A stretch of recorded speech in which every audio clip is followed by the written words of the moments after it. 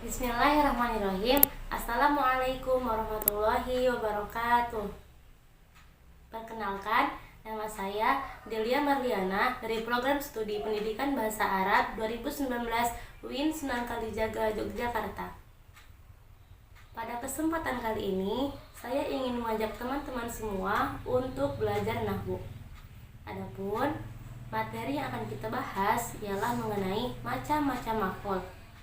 Dan referensi yang akan saya gunakan ialah dari kitab Mulakhos Qawaidul Lughatil Arabiyyah. Pada dasarnya, maf'ul terbagi menjadi 5, yaitu ada maf'ul bih, maf'ul mutlak, maf'ul li ajli, maf'ul ma'ah, dan maf'ul fi. Kelima maf'ul tersebut memiliki peran dan fungsi yang berbeda. Oleh karena itu, sebelum kita masuk ke pembahasan inti, maka akan saya jelaskan terlebih dahulu secara singkat mengenai kelima maf'ul tersebut. Yang pertama, ada maf'ul bih. Maf'ul bih ialah isim yang dibaca nasab yang digunakan sebagai objek terjadinya suatu pekerjaan. Yang kedua, ada maf'ul mutlak. Maf'ul mutlak ialah merupakan isim masdar yang digunakan untuk menjelaskan amilnya, menjelaskan bilangan amilnya, dan untuk menguatkan amilnya. Yang ketiga, ada maf'ul li ajli. Maf'ul li ajli ialah merupakan isim yang dibaca nasab yang digunakan untuk menunjukkan atau untuk menerangkan sebab terjadinya suatu pekerjaan. Yang keempat, ada maf'ul ma'ah. Maf'ul ma'ah adalah isim yang dibaca nasab yang terletak setelah wawu ma'iyah atau wawu yang menunjukkan kebersamaan dengan tujuan untuk menerangkan atau menjelaskan suatu kejadian yang dilakukan secara bersamaan. Yang terakhir itu ada maf'ul fi. Maf'ul fi adalah merupakan bagian dari isim dzaraf zaman dan dzaraf makan. Untuk lebih jelasnya, mari kita simak video berikut ini. Materi pertama yang akan kita bahas pada video kali ini ialah mengenai maf'ul bih. Hal-hal yang akan kita bahas pada materi maf'ul bih ini yaitu mengenai pengertian maf'ul bih dan beberapa ketentuan-ketentuannya. Masuk ke materi pertama yaitu mengenai pengertian maf'ul bih. Maf'ulun bih huwa ismun mansubun yadullu ala man waqa'a alaihi fi'lul fa'il wa la tataghayyaru ma'ahu suratul fi'la. Yang artinya, maf'ul bih adalah isim mansub yang menunjukkan kepada pihak yang dikenai amalnya fa'il bersamaan dengan tidak berubahnya bentuk fi'il. Seperti contoh, yatlubul aqilul ilma, orang yang cerdas selalu menuntut ilmu. Lafadz al-ilma pada kalimat tersebut ialah berkedudukan sebagai maf'ul bih mansub dengan fathah. Contoh selanjutnya, tukrimud daulatul mutafawwiqina, negara itu memuliakan orang-orang yang mempunyai kelebihan.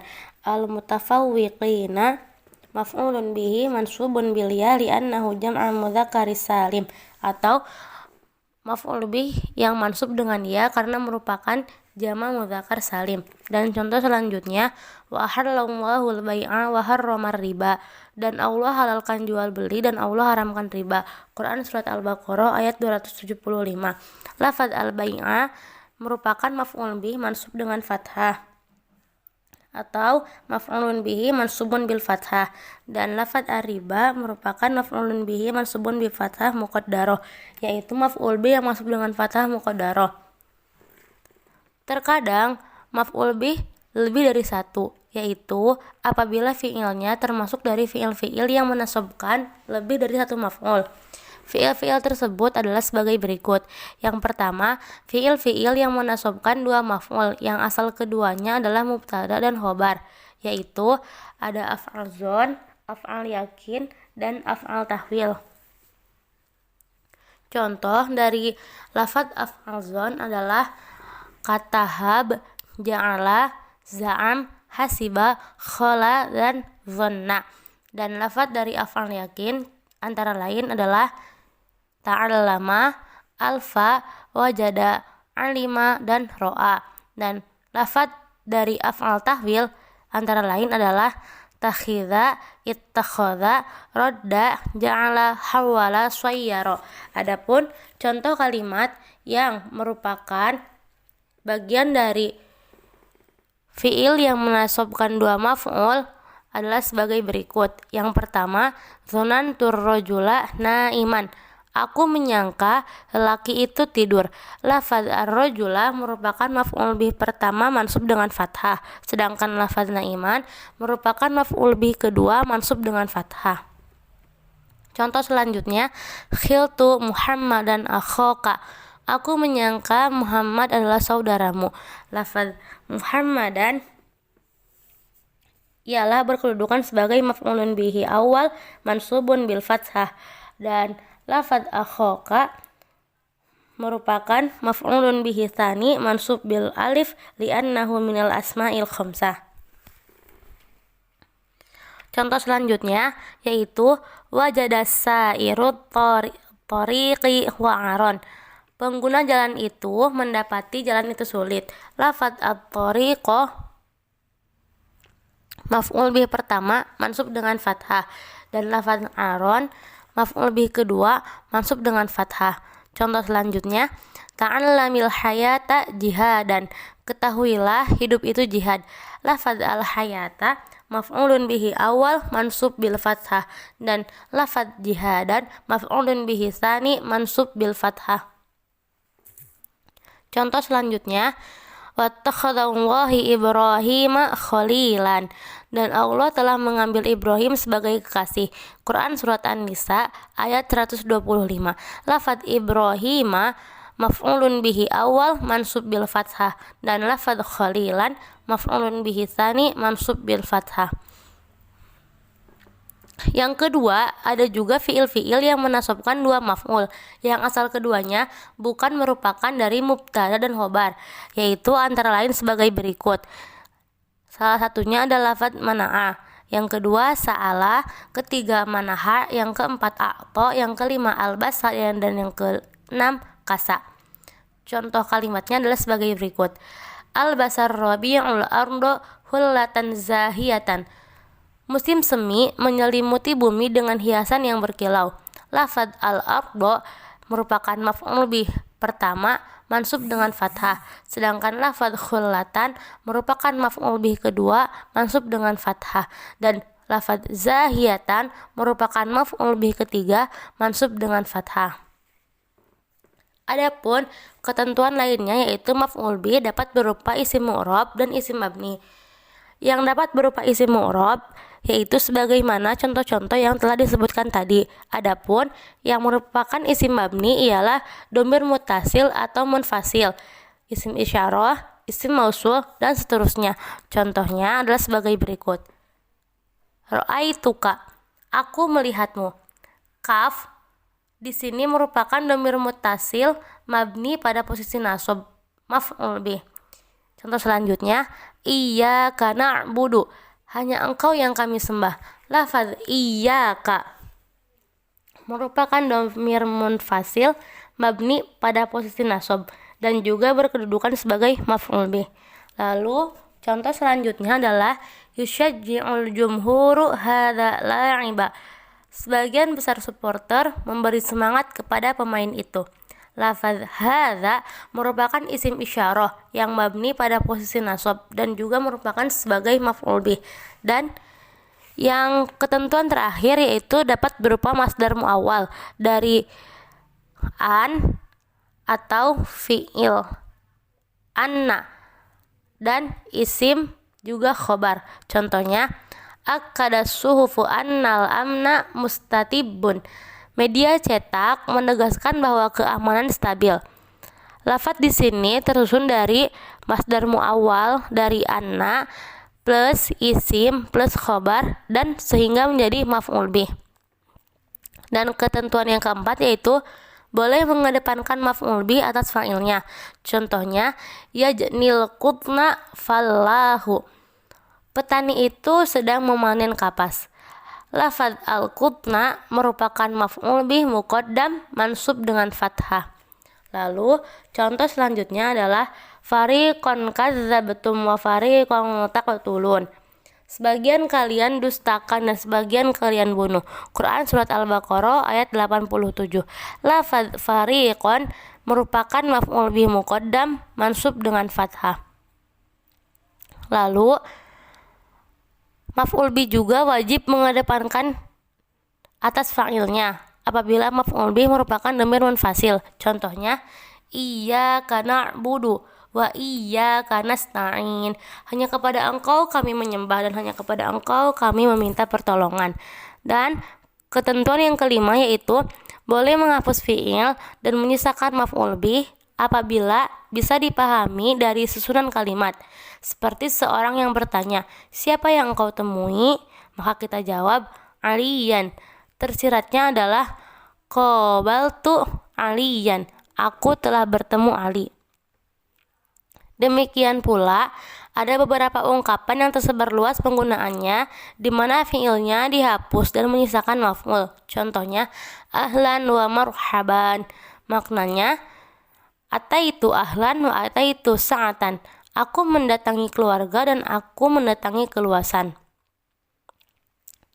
Pada asalnya, maf'ul bih terletak setelah fi'il dan fa'il. Hanya saja terkadang masdar atau isim fa'il bisa berupa seperti fi'il, sehingga keduanya menasobkan maf'ul bih. Contohnya, tarkan al-ihmala, tinggalkanlah kesia-siaan. Al-ihmala merupakan maf'ul bih bagi masdar dan mansub dengan fathah. Contoh selanjutnya, ana syakiru fadlaka. Aku berterima kasih atas kesediaanmu. Lafadz fadla merupakan maf'ul bih bagi isim fa'il mansub dengan fathah. Mungkin cukup sekian pembahasan mengenai maf'ul bih, dan pembahasan selanjutnya yaitu mengenai maf'ul mutlak yang akan kita jelaskan di berikutnya. Maf'ul mutlak. Dalam kitab Mulakhos, pembahasan mengenai maf'ul mutlak terdapat pada halaman 69 sampai dengan 71. Adapun materi yang akan kita bahas pada maf'ul mutlak ini ialah mengenai definisi maf'ul mutlak, pembagian maf'ul mutlak, dan ketentuan maf'ul mutlak. Masuk ke pembahasan pertama, yaitu mengenai definisi maf'ul mutlak. Maf'ul mutlak huwa ismun mansubun min lafdzil fi'li masdar yudzakkaru ma'ahu li tauqidihi aw li bayani naw'ihi aw andadihi. Yang artinya, maf'ul mutlak adalah isim mansub dari lafadz fi'il masdar yang disebutkan bersama fi'il tersebut untuk penegasan, penjelasan jenis atau jumlah fi'il. Dalam kata lain, maf'ul mutlak yaitu isim yang dinasobkan dari lafal fi'ilnya yang didatangkan untuk menguatkan amilnya, menjelaskan amilnya, ataupun menjelaskan bilangan amilnya. Nama lain maf'ul mutlak yaitu masdar. Dinamakan maf'ul mutlak karena tidak terikat atau bersambung dengan huruf jar dan sejenisnya, seperti maf'ul li ajli, maf'ul fih, maf'ul ma'ah, dan maf'ul bih. Maf'ul mutlak sendiri posisinya dalam susunan kalimat yaitu menjadi fudlah, dalam artian hanya sebagai tambahan, bukan hal yang wajib ada dalam satu susunan kalimat. Berbeda dengan fi'il fa'il ataupun mubtada dan khobar yang posisinya sebagai umdah atau pokok yang keberadaannya wajib ada dalam satu susunan kalimat.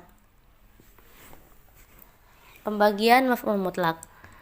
Berdasarkan fungsinya, maf'ul mutlak dibagi menjadi 3, yaitu muakkid lil amil, mubayyin lin naw'i, dan mubayyin lil adad. Muakkid lil amil. Maksudnya, fungsi maf'ul mutlak yang didatangkan yaitu untuk menguatkan amilnya. Seperti contoh, wa takallama Allahu Musa takliman.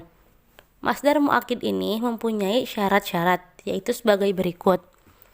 Tidak boleh berupa mustasna atau jamak, tidak boleh mendahului amilnya, tidak mengandung makna bilangan, dan keberadaannya merupakan pengulangan fi'il. Masdar memiliki 2 niyabah atau pengganti, yaitu yang pertama muradifnya, kata atau lafal yang bentuk atau wujudnya berbeda akan tetapi maknanya sama. Seperti contoh, kumtu wukufan. Dua lafal ini memiliki wujud yang berbeda, akan tetapi maknanya sama, yaitu berdiri. Yang kedua, lafal yang memiliki unsur yang sama, walaupun berasal dari fiil yang berbeda. Seperti contoh, watabattal ilaihi tabtilan. Padahal, masdar dari lafal tabattal ialah tabattulan. Mubayyin lin naw'i. Fungsi maf'ul mutlak yaitu sebagai mubayyin lin naw'i. Maksudnya, jenis ini yaitu untuk menjelaskan jenis amilnya. Seperti contoh, jalasa Ahmadu julusal ulama. Dan yang ketiga, mubayyin lil adad. Maksudnya, fungsi maf'ul mutlak jenis ini yaitu untuk menjelaskan bilangan amilnya. Seperti contoh, sirtu sayrotaini. Yang ketiga yaitu kita akan membahas mengenai maf'ul li ajli. Masih dalam kitab yang sama, yaitu kitab Mulakhos. Pengertian mengenai maf'ul li ajli terdapat pada halaman 71. Pada materi kali ini kita akan membahas beberapa ketentuan mengenai maf'ul li ajli, seperti pengertian dan beberapa ketentuannya.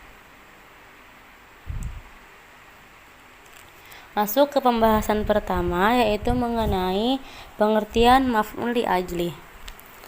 Maf'ul li ajli huwa ismun mansubun yudhakkaru ba'dal fi'li li bayani sababihi ayyaqa fi jawabi lima hadasal fi'la. Yang artinya, maf'ul li ajli adalah isim mansub yang disebutkan setelah fi'il untuk menjelaskan sebab terjadinya fi'il, yaitu terletak setelah jawaban dari pertanyaan mengapa terjadinya fi'il. Seperti contoh, tusarraful mukafatu tashji'an lil amilina. Bonus-bonus diberikan untuk memberi semangat para pekerja. Lafaz tashji'an berkedudukan sebagai maf'ul li ajli yang mansub dengan fathah. Contoh selanjutnya, hadara Aliyun ikraman li Muhammadin. Ali hadir untuk menghormati Muhammad. Lafaz ikraman berkedudukan sebagai maf'ul li ajli yang mansub dengan fathah.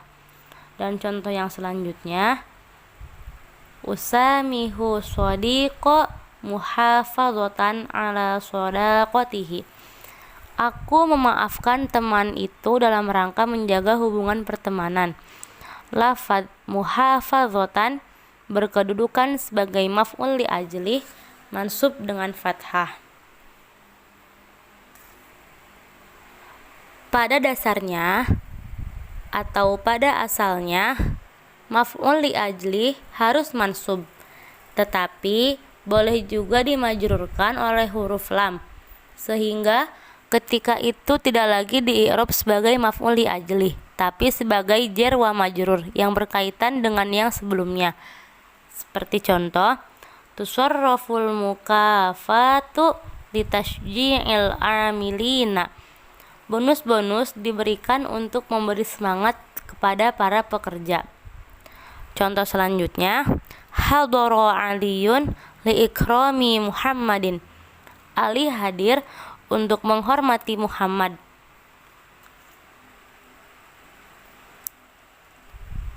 Adapun perubahan dari dua kalimat tersebut ialah dengan ditambahkannya lam pada lafaz li tashji'i dan pada lafaz li ikrami.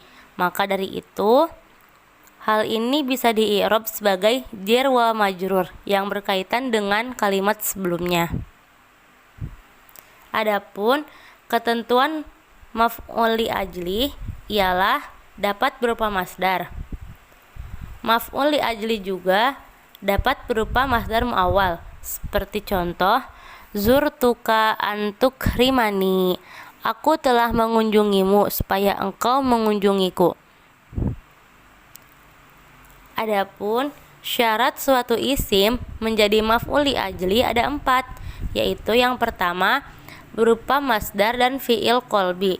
Fi'il qalbi maksudnya adalah fi'il yang menjadi perbuatan hati, seperti suka, benci, sedih, memuliakan, dan lain-lain. Syarat yang kedua yaitu menerangkan sebab terjadinya. Syarat yang ketiga yaitu masdar dan fiil terjadi dalam satu waktu. Dan syarat yang terakhir yaitu pelaku fiil dan masdar sama. Keempat syarat ini harus terpenuhi untuk boleh memansubkan suatu isim menjadi maf'ul li ajli. Apabila tidak terpenuhi empat syarat tersebut, walaupun cuma satu, maka isim harus dimajrurkan dengan huruf yang bermakna sebab. Seperti contoh, ji'tu lit-ta'allumi, aku datang untuk belajar. Lafadz ini tidak boleh dimansubkan karena masdarnya bukan qalbi. Contoh selanjutnya, ji'tul yauma li'ijlalika godan, aku datang hari ini untuk menghormatimu besok. Dalam lafadz ini tidak terpenuhinya syarat yang ketiga.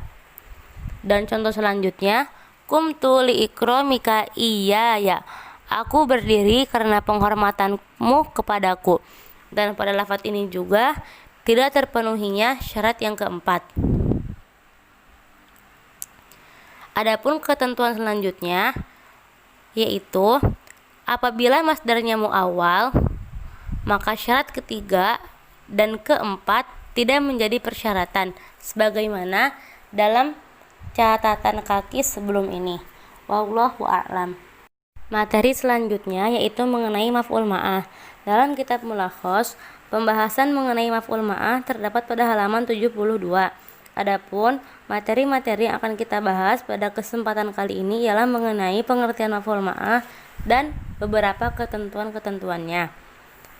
Masuk ke materi pertama yaitu mengenai pengertian maf'ul ma'ah.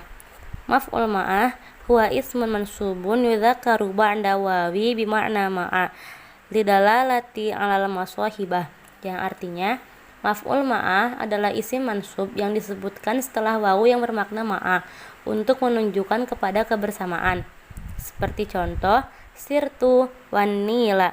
Al-wawu ataupun wawu di sini ialah sebagai wawu ma'iyah dan lafadz an-nila ialah sebagai maf'ul ma'ah mansub dengan fathah.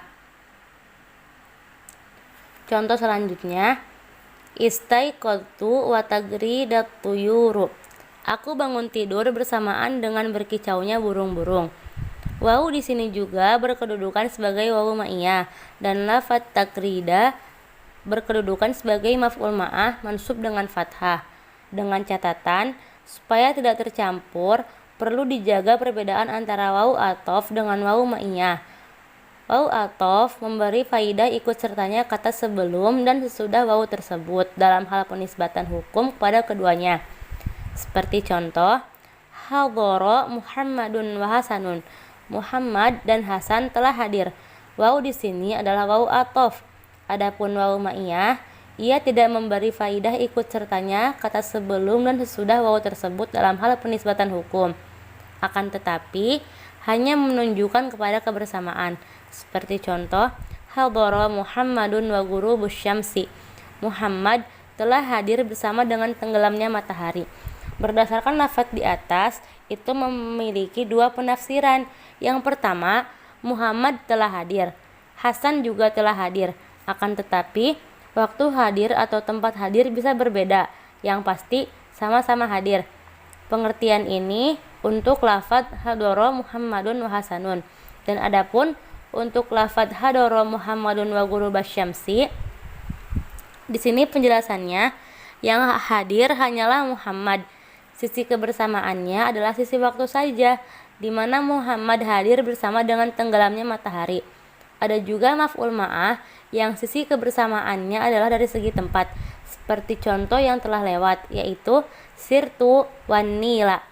Dalam kalimat ini ada dua kemungkinan isim setelah wawu, apakah ma'iyah atau ma'tuf. Pada pendapat pertama, ada kalanya lafadz tersebut wajib sebagai maf'ul ma'ah. Hal ini ketika ada penghalang untuk diatofkan, seperti contoh sirtu wan nila, karena Nil atau sungai Nil tidak bisa berjalan sehingga dipastikan lafadz tersebut sebagai maf'ul ma'ah. Adapun contoh yang kedua yaitu qumtu wa zaidan, aku berdiri bersama Zaid. Lafaz Zaid di sini tidak boleh dimarfukan karena tidak bisa diatofkan kepada dhamir rofa mutasil. Ada kaidah bahwa mengatofkan isim kepada dhamir rofa mutasil harus diberi taukid terlebih dahulu atau diberi pemisah oleh kata lain.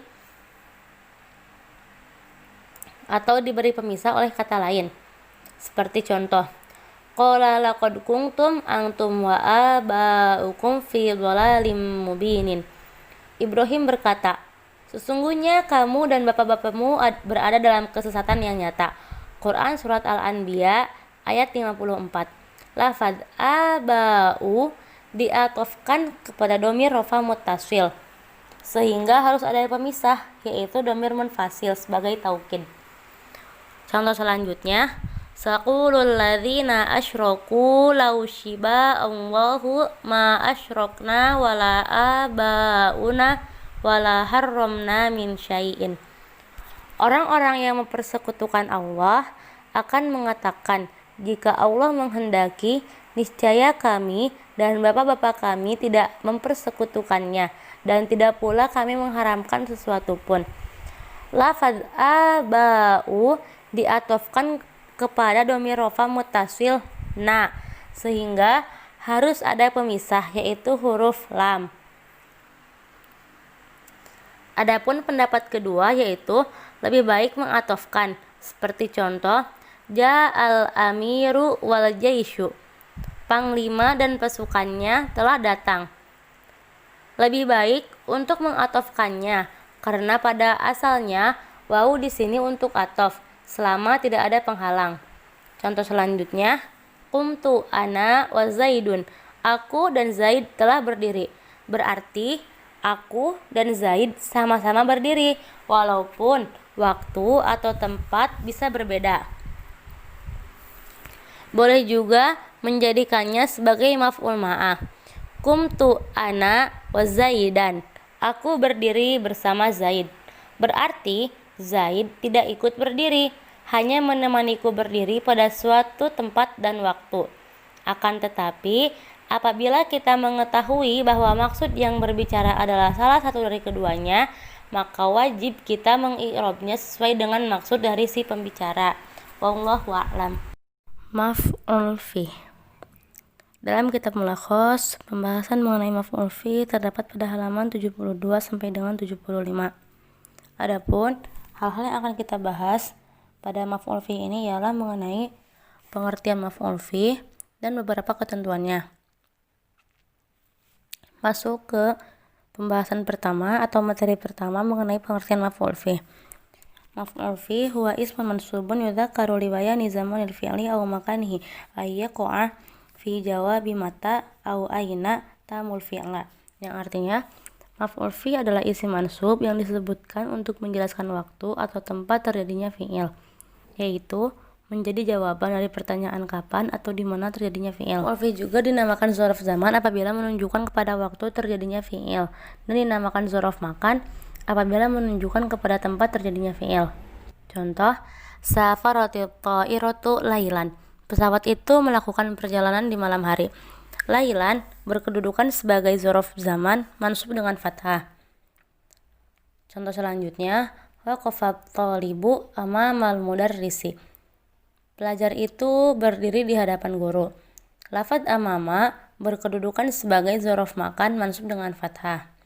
Adapun lafaz-lafaz dzaraf zaman yang paling penting di sini ada beberapa, yaitu sa'ah, yaum, usbu', syahr, sanah, sobah, masa, zuhur, lailan, godan, lahzoh, burhah, muddah, fatrotihin, qobla, ba'da tiwal, khilal, dan asna.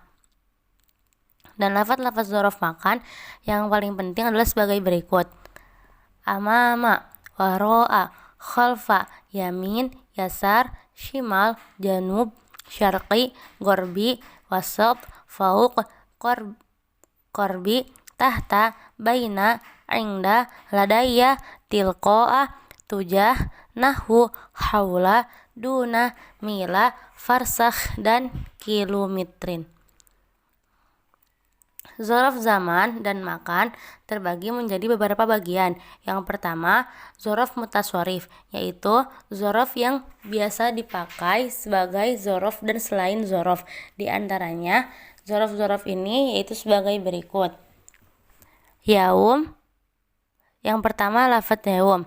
Yang kedua syahr, ketiga sana, usbu', sa'ah, sobah, masa, zuhur, lailan, lakhzah, mil, farsakh, kilometrin, yamin, yasar, wasab, shimal, junub, syarqi, dan gorbi.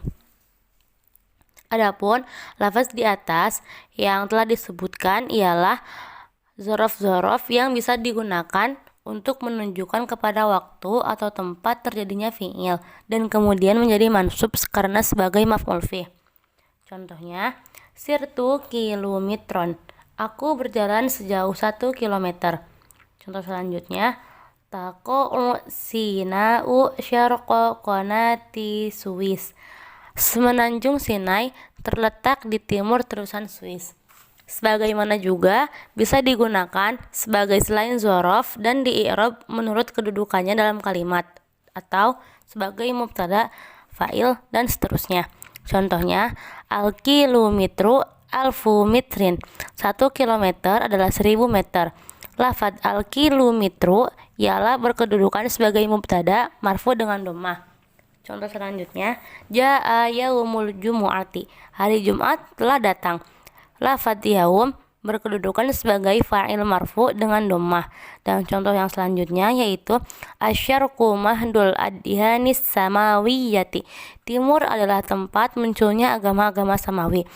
Di sini lafadz syarqu berkedudukan sebagai mubtada marfu dengan dhammah. Yang kedua yaitu zorof ghairu mutaswarif, tidak bisa dipakai kecuali sebagai zorof. Zorof-zorof ini antara lain adalah sebagai berikut. Yang pertama lafadz hina, yang kedua ba'da, yang ketiga atna, yang keempat khilal, yang kelima tiwal, yang keenam waro'a, yang ketujuh khalfa, yang kedelapan fauq, yang kesembilan tahta, yang kesepuluh baina, yang 11 ingda, 12 ladayya, 13 tilqo'a, 14 tujah, 15 nahu, 16 haula, dan yang terakhir duna. Adapun lafaz-lafaz di atas yaitu adalah zorof yang selalu mansub sebagai zorof dimanapun saja letaknya dalam kalimat. Rinciannya, ia dapat sebagai maf'ul fih, yaitu menunjukkan kepada waktu atau tempat terjadinya fi'il dan didahului oleh fi'il dan kemudian menjadi mansub. Contohnya, tatiru ta'iratu fawqas sahabi, pesawat-pesawat itu terbang di atas awan. Lafaz fauqa berkedudukan sebagai zorof makan, maf'ul fih mansub dengan fathah, atau sebagai khabar mubtada atau sifat. Ia mansub oleh fi'il yang dihapus secara wajib. Contohnya, al-jannatu tahta aqdamil ummahati, surga itu di bawah telapak kaki ibu. Tahta ialah berkedudukan sebagai zorof makan khabar, mansub dengan fi'il yang dihapus secara wajib, yaitu tastaqirru. Dan contoh selanjutnya, marartu birojulin indaka, aku berpapasan dengan seorang pria yang di sampingmu. Kata inda ialah berkedudukan sebagai zorof makan, sifat bagi lafadz rojulin, mansub dengan fi'il yang dihapus secara wajib tersiratnya istiqorro. Ada catatan lain mengenai maf'ul fih. Yang pertama, boleh memajrurkan zorof ghairu mutaswarif dengan lafaz min. Contohnya, qul kullu min indillah, katakanlah semuanya datang dari sisi Allah. Quran surat An-Nisa ayat 78. Contoh selanjutnya, sirtu min waroihi, aku berjalan dari belakangnya. Lalu ada sebagian zorof yang mabni, yaitu tidak berubah akhirnya walaupun berubah kedudukannya dalam kalimat. Di antaranya al-an, amsi, dan lafadz haistu. Yang ketiga, isim setelah zorof selalu majrur sebagai mudhof ilaih. Dan yang keempat, lafadz ma biasa masuk atau bisa masuk ke sebagian zorof. Contohnya duna dan inda, hina, qabla, ba'da. Lafadz ma ini adalah zaidah atau tambahan. dan tidak ada pengaruhnya terhadap zorof-zorof tersebut dan tidak menghalangi amalnya, yaitu zorof-zorof ini menjadi mansub dan isim setelahnya menjadi mudhof ilaih yang majrur. Contohnya, rojautu ayyahduro dunama ta'khirin. Aku berharap dia hadir tanpa terlambat. Lafadz duna atau dunama adalah zorof mansub dan ma adalah zaidah atau tambahan. Lafadz ta'khirin berkedudukan sebagai mudhof ilaih majrur dengan kasroh. Dan yang kelima, boleh menambahkan ya bertasydid kepada isim-isim arah yang 4. Kemudian kita katakan gorbiyun, syarqiyun, janubiyun, shimaliyun. Contoh, yaqa'u Sudan januba Misra au janubiyya Misra. Sudan terletak di sebelah selatan Mesir. Wallahu a'lam. Mungkin cukup sekian yang dapat saya jelaskan mengenai maf'ul fi. Kurang lebihnya mohon maaf. Mungkin cukup sekian yang dapat saya sampaikan. Kurang lebihnya mohon maaf. Assalamualaikum warahmatullahi wabarakatuh.